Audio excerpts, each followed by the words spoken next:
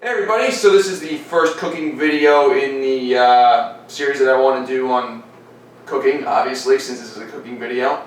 Today I want to actually go over how to make simple bread. Bread is a really easy thing to make, and I know it seems very, very difficult, but it's really easy to make. So let's go over some of the ingredients that you'll want. Bread actually has 4 basic ingredients. First one is water, second is flour, salt, and yeast. That's the only 4 ingredients you'll need to actually make any kind of, bread. Base bread, that is. Once you start adding fats and other things into it, the bread becomes, the texture is different, the crumb and the crust is very different. So we'll go into that a little bit later. But to make the bread I'm going to do, which is going to be some type of submarine sandwich or a hero sandwich type of bread, I'm going to use a mixture of all-purpose and bread flour, and I'll explain the difference in a second. You're going to need a mixing bowl with a cover, or you can use basically just a something to drape over it because you don't want any drafts or anything getting into it once it's rising. Olive oil to coat the inside so when it rises it doesn't stick to everything. I'm going to use a tiny bit of honey to actually start the yeast, to wake it up. This is active dry yeast that we're going to use. Salt, sea salt, doesn't matter. And yeast, which I have in this container of sour cream, but it's yeast. I bought a bunch of yeast from Costco, so it's always nice to have some yeast, and I keep it in the fridge. Here, I'll show you what the yeast looks like, actually. See? Active dry yeast. It's pelletized and stuff. So we'll get, so I'm going to explain how to actually do everything, and I'm going to reposition the camera. First thing we're going to do is start the yeast off with some water. Oh, and you do need water, by the way. So yeah, let's reposition the camera, and then I'll show you how to get the yeast started. By the way, one more thing again. I'm not going to tell you any kind of measurements or anything because bread is like art, sort of. So I just go by feel. I go by how much I think will be needed. You can look up recipes, and basically the steps are all the same. The ingredients may change, the mixture may change, but otherwise bread making is all about combining the ingredients and then mixing it and letting it rise and then shaping it and then final rise and then stick in the oven and you're good to go. Other than that, let's get started. There's actually a few ways to get your yeast started, and like I said, this is the yeast, active dry. You can also use fresh yeast if you want, but most people will probably have this active dry stuff. So yeast is alive. So we're going to stick about 2 teaspoons. You can stick a little bit more if you want. Doesn't really matter. And the reason it doesn't matter is because yeast grows when you give it actual food. So what we're going to do is we're going to start the yeast off. Right now it's in a dormant state, right? You have this coating on the yeast that prevents it from doing much. So we're going to put some warm water on it, and we're going to give it some food, which is sugar basically. So I'm going to put some warm water in this right now. So put this on, turn the water on a little bit. And you want to make sure that the water is warm to the touch, not hot. Too hot and it'll kill the yeast. So the water is warm. Just going to put it in here. You see it's got a little bubbly texture right now. I'm going to give it a stir. You want to make sure you break up all the coating around it. And you'll actually smell, it'll actually start to smell like beer making, because same process actually to make beer and bread.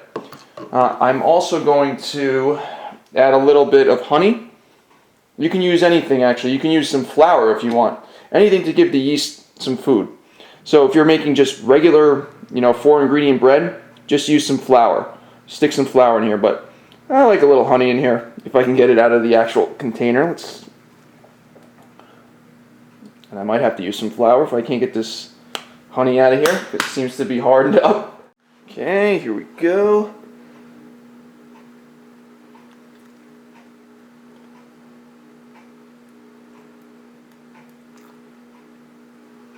Now, okay, it's time to clear out this honey. Hold on. This is what happens when honey gets a little old and stuff. It's going to try to squeeze a little bit out. Just put it on the side of the container here to get some out. Good enough. And what we're going to do is take this, get it all nice and stirred up in there, get the yeast nice and fed. And actually, you can already see the yeast starting to come alive. So what will happen, and this is how you'll know if the yeast that you have is good or not. The yeast will start to bubble and froth. So you can see in there already that it's starting to froth up. And that's how you'll know if the yeast is good. If the yeast doesn't froth up after a little bit, you either have bad yeast, you didn't use warm enough water, or anything else. But throw it away and get some new yeast. If it doesn't do this, get some new yeast. So we're going to wait a little bit, and in the meantime we're going to set up the dry ingredients. So let me just reset and we'll set up the dry ingredients. Alright, here's a mixing bowl that we have, and I have a cover with it. And I'm going to use this mixing bowl to not only mix the bread starting before it rises, but I'm going to allow the actual mixture after it's all needed to rise in this as well. So you're going to have to, mix it in this and then clean it out after you're done kneading it, and then put the dough back in here, let it rise. So if you want to use 2 mixing bowls, one to let it rise and one to do this, that's fine, doesn't really matter. But so we're going to start off with this. I'm going to use, give it a little eyeball. So this is like a 1/2 cup of regular all-purpose flour. Do another one there. A little bit more, why not, right? And then I'm going to use some bread flour. Now, difference between all-purpose and bread flour is the amount of gluten in the flour itself. Bread flour has more gluten. And what is gluten? And this is where people get a little weird, because a lot of people say, oh, I'm trying to stay healthy, I'm eliminating the gluten out of my diet. Unless you have an allergy to gluten, why are you eliminating gluten? Gluten is a protein, it's not a carbohydrate. So inside wheat is gluten. Gluten is the protein that actually makes bread expand and then bubble. So how bread works basically is yeast will feed on the actual sugars of the flour.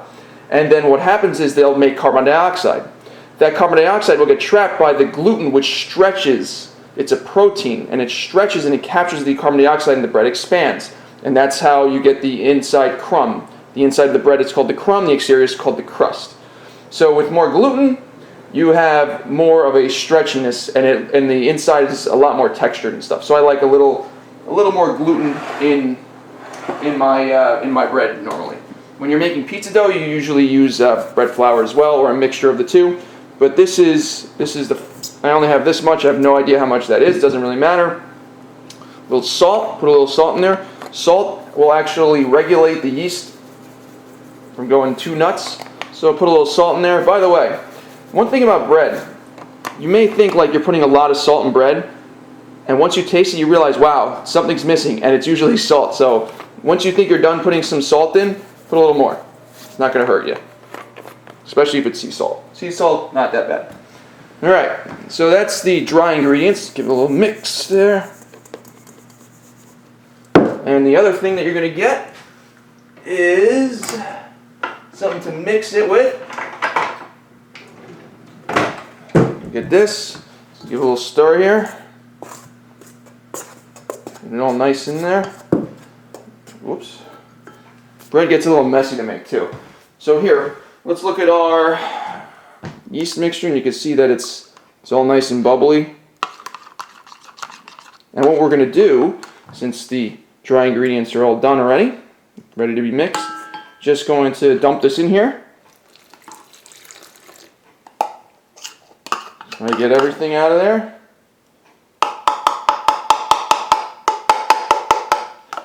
And what you're going to start to do is just mix this all up.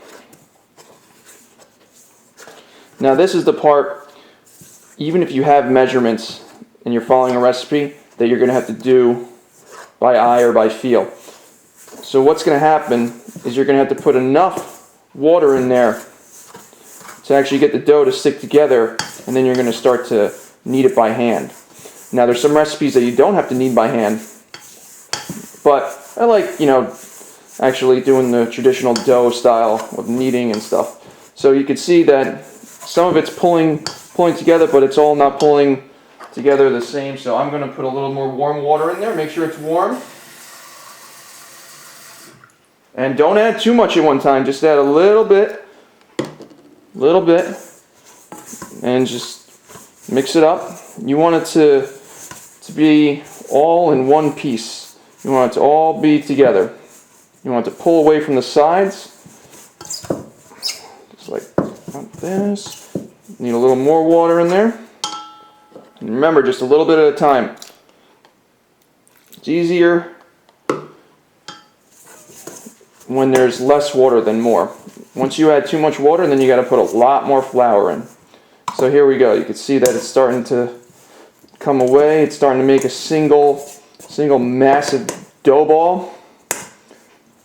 And now we're almost at the time that we're going to start kneading.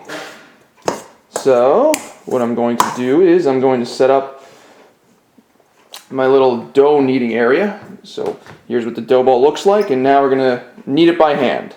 Again, we have our nice dough ball here, and I am going to put it on this cutting board, bamboo cutting board, doesn't really matter what you use. And I have this, I don't know what it's called, but I have it there so the flour that I'm going to use doesn't get everywhere. So what you're going to do first is put a little flour down, just so it doesn't stick to the surface that you're going to use. And you can use, a bit of flour. I always keep a nice, bit of flour with me just to make sure. And you want to get it, in your hands and stuff, because once you pick it up, it's going to start sticking to everything. So the flour will prevent it from sticking everywhere. So I'm going to get these pieces out of here. Now you can use whatever you want to get it out of there. You can use your hands, you can use a dough cutter, you can use whatever. But once you have it on there, it's really sticky. So, a little bit of flour directly on it. And then what you're going to do is you're going to start to knead it. Kneading, people have their own techniques, but you're basically trying to fold the dough in on itself. So you can see that I'm just turning the dough, pushing down, and you can see it's really sticky still. So put a little bit more on. So again, just turning the dough, kneading it, turning it, kneading it into itself, and just keep doing that for a few minutes, maybe like 5 to 10 minutes or so. And what you'll eventually find is that the dough becomes a lot more elastic, a lot more malleable. It doesn't tear. It's not as sticky. It's just, you'll realize when it starts to happen. See, it's already happening right now. It's not a difficult thing to do. It's just something that it's actually really soothing.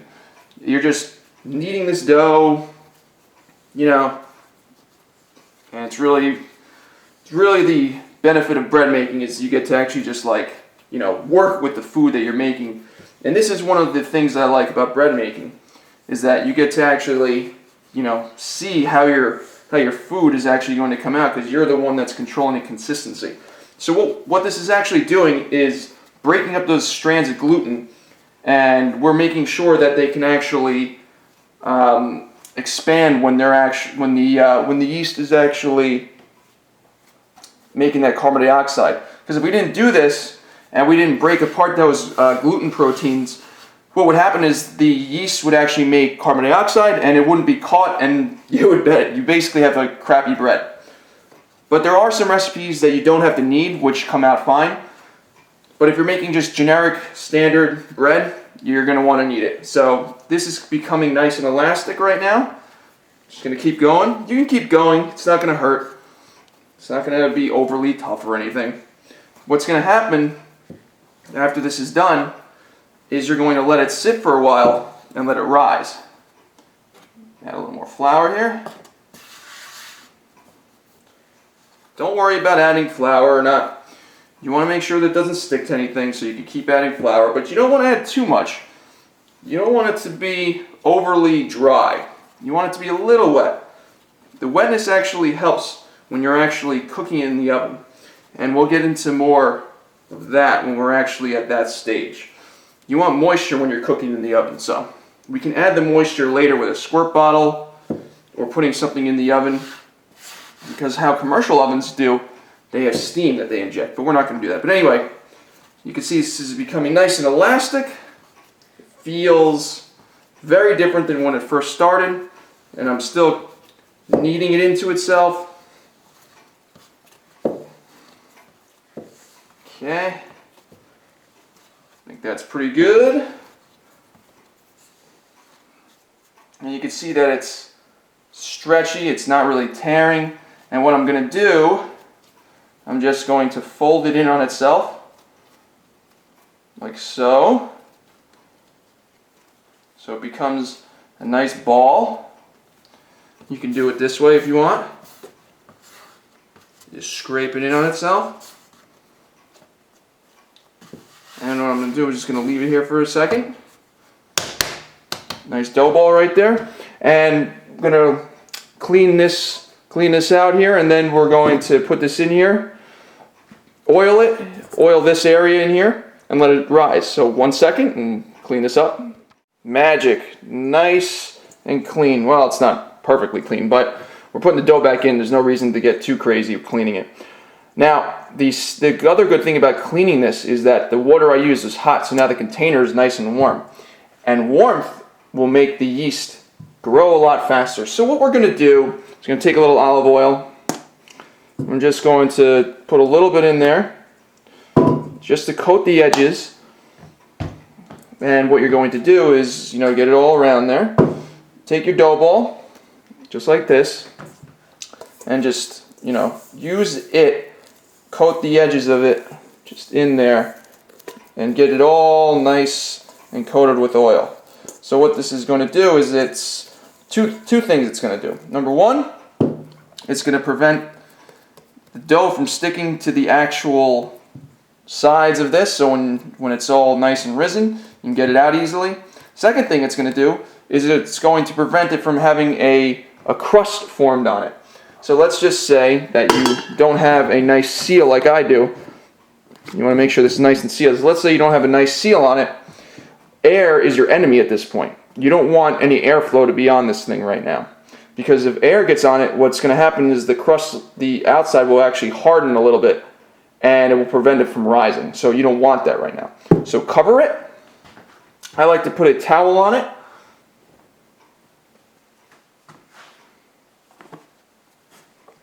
And then you could put it in a warm spot of your house for about, I don't know, check it after an hour and then an hour and a half. And we'll be back and we'll see how it's coming in about an hour or so. All right, it's been about an hour and a half. Let's see what it looks like.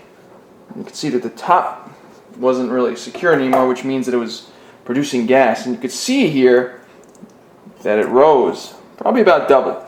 To really test to see if your dough is risen enough, you basically just poke it. And if it makes that indent and it stays that way, it's done. So what we're going to do is we're going to get a little more flour. So your hands don't get dirty. I'm going to put a little flour in here. Just like so. And I'm just going to punch the dough down. And now the dough comes out nice and easy. The dough is very, very, very, very elastic. It feels really different than what it used to be. So now this is the final step before you actually start to get ready to put it in the oven. So I'm going to give it a little bit more kneading right now. So put it on here. So do a little bit of kneading. You don't have to do a lot, just a little bit. And what you're going to do after you've done kneading it, making sure that the texture is all consistent and everything, you're getting those gluten strands broken up one more time, getting the yeast redispersed so you get a nice even rise. So now that's pretty good, feels pretty good. So I'm just going to tuck it in under itself again. A little bit of flour just so it doesn't stick to this. Tuck it in under itself. Just put it there. No problem. So now the next step is to heat the oven up and shape this. So what we're going to do is we're going to put the oven on. I'm going to put it on for 350, and in a couple minutes we'll be right back. Okay, the oven's heating up right now. There's a couple of other things that we're going to prepare real quick. This is the point where if you want to put something on top of the bread, like toasted sesame seeds, that you'll do that. You get that ready. You don't do it right now. And then you want to get your baking sheet. I'm going to put this nice sill pad over it, basically a non-stick surface. And you can see I've used it a lot. It's nice and brownish. And you can also prepare your squirt bottle, which I've cleaned it out thoroughly. It's just water and not any chemicals. So what this is going to do is when you're baking it, you want a nice crust to form over it after it's done rising. So what's going to happen in the oven is the yeast will all of a sudden start to frenzy feed on everything, and that's how you get that really nice oven spring. But you want to actually get that oven spring, so you don't want the crust to form too quickly. So that's why you have to keep moisture in the oven. And what we're going to do is we're going to spray the dough when it goes in the oven. Right before we close the oven, we're going to spray the dough, so it has the moisture to actually keep expanding before making that crust. And then afterwards, we'll stop spraying it and it'll form that crust, and then the inside will cook and have a really, really nice crumb inside. So we're going to fill up the water bottle and everything. We're going to wait till the oven gets heated, and then we're going to shape this and then onto the baking process. Alright, the oven's still heating up. Now it's time to shape this. So we're going to go ahead and shape it. My hands are a little wet, so I'm just going to dry them off, put a little flour on them. Do a little final shaping here. Remember, flour, not a big deal. It's bread made of flour, so no big deal. So now, I'm just going to shape it into whatever shape that I want. So I'm going to make this into a, I'm going to have a nice long sandwich out of it. So I'm just going to do this from the center here. Do it from the center. Make the way going out. And what you can do if you didn't want a very long piece of bread, you can, in fact, I'll do this. I can actually rip this apart, make two smaller pieces, which is fine. So I'm just gonna make sure that the end is all nice and sealed in there, and then I'm just gonna roll it out. Try to make sure that everything is nice and even. Always the most important part, right? It's always the part that I get wrong. Evenness, see that? Doesn't look too even to me. So what I'm going to do is I'm just going to fold it on itself again. Start over. Which is no big deal. So, put a little flour down there.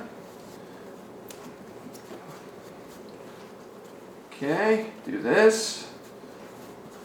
Now, I'm sure there's a lot better techniques that you can use to shape your bread and everything, but you know, part of the fun is to learn the techniques yourself, watch some other videos on YouTube. But really, bread making is all pretty simple.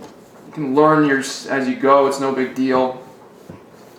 So I'd say that's pretty good. So that's pretty good. This one looking pretty good, right? So I'm just going to put it right down here, right down there, just like that. So I'm just going to do this next one. Getting a little sealed up. Okay, so now I'm just going to do the same thing here. Try to keep it even.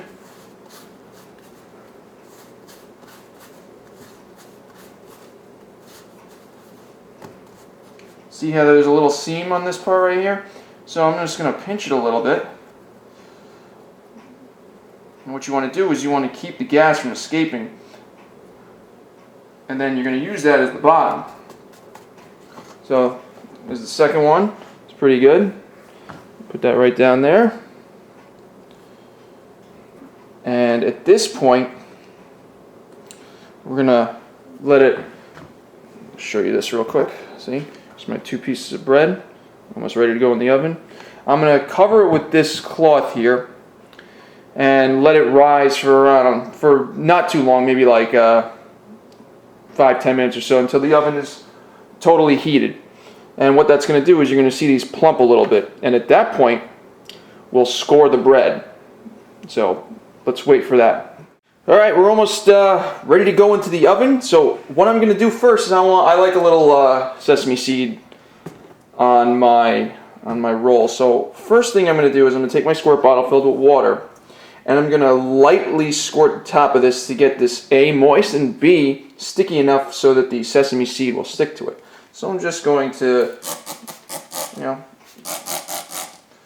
no big deal. And then we're going to just sprinkle some of this right on here. No one said cooking wasn't messy, so don't worry, you get a little bit everywhere. That's what cleaning up is for.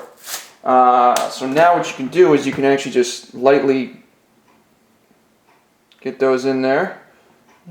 Really push them in there so they get stuck in there.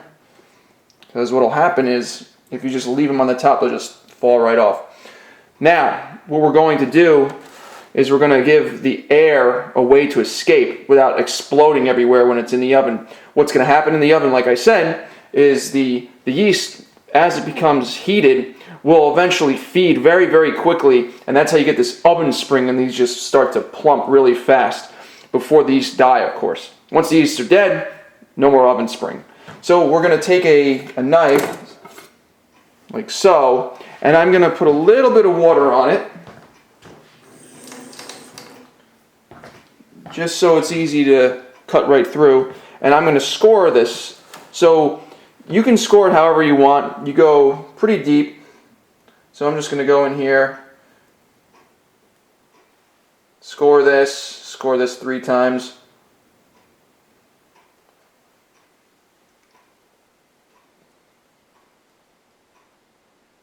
And what should happen is you can see how this is opening here, and that's what should happen. The bread should still be enough so it should be opening. But sometimes that you leave it a little too long and it doesn't open. It's opening, it's fine. And this one I'm just going to score right on the top right here.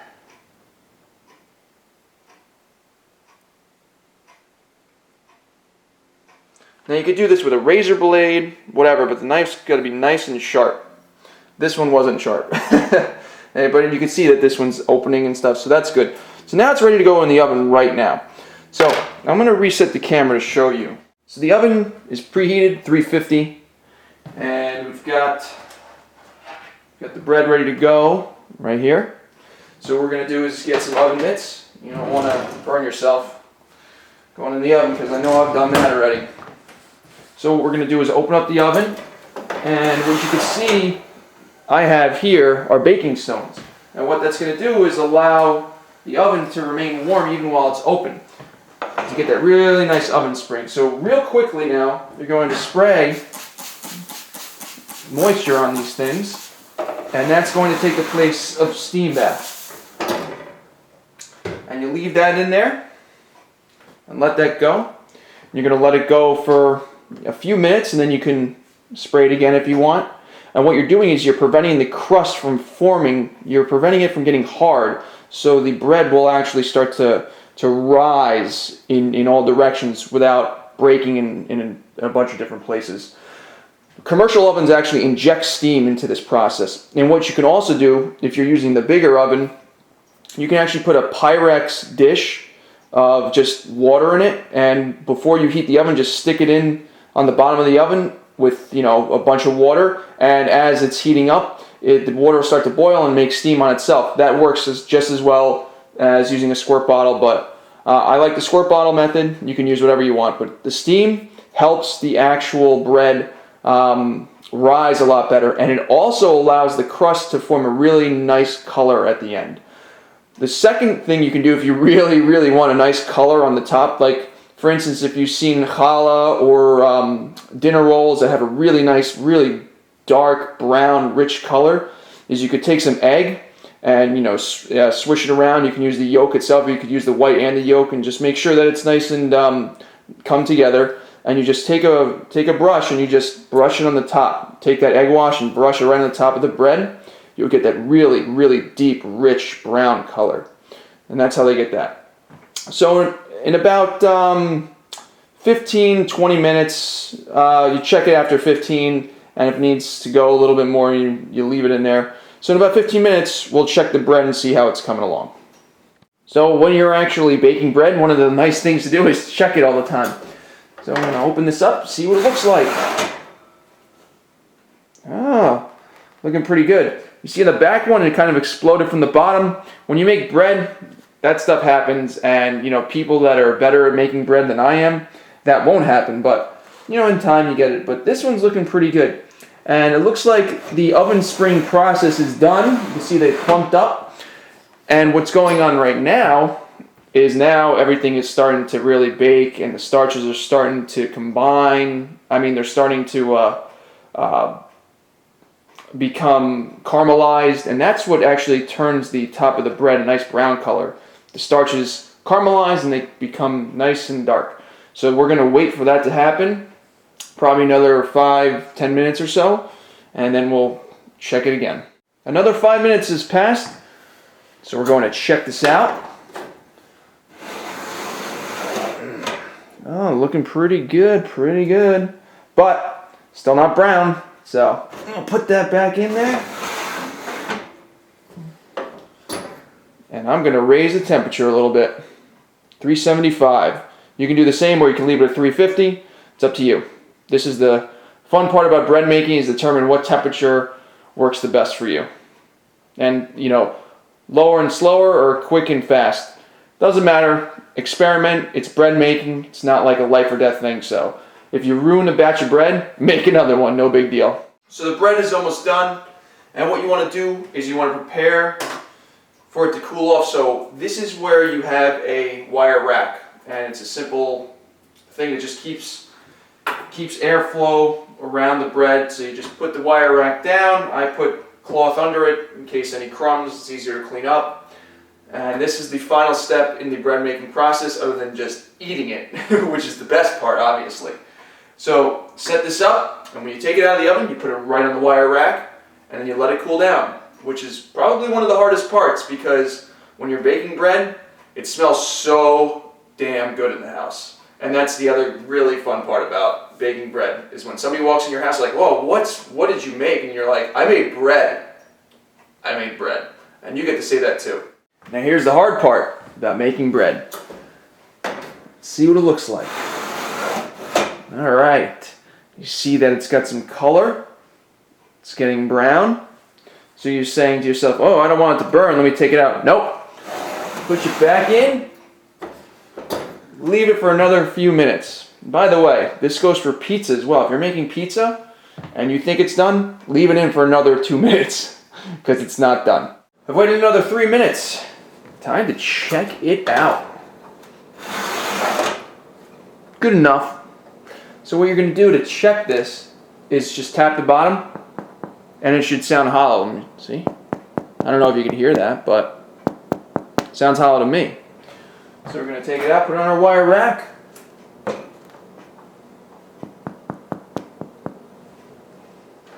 There's other ways you could check it. You can actually stick a toothpick in it, see if it comes out clean, and if it does, it's done. But that's it. So I'm going to put it on the wire rack and let it cool. This is what you use the wire rack for.